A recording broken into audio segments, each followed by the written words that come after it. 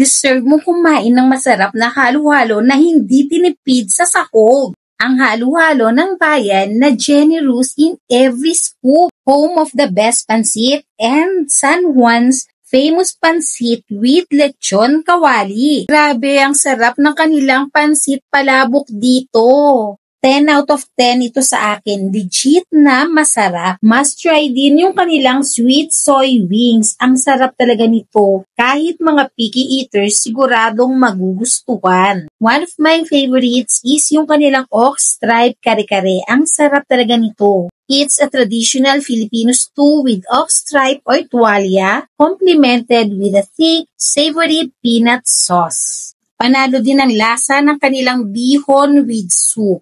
9 out of 10 ito sa akin. Tasty and talagang masarap. Ito yung Bicol Express, 10 out of 10. Naubos agad ng anak ko. Legit na masarap at sulit dayuhin ang restaurant na ito. At dito lang yan sa Banang Express na located sa 827 Holy Spirit Drive, Quezon City. They are open from Wednesday to Monday, 10 a.m. until 9 p.m. Available for dine-in, pick-up, and delivery.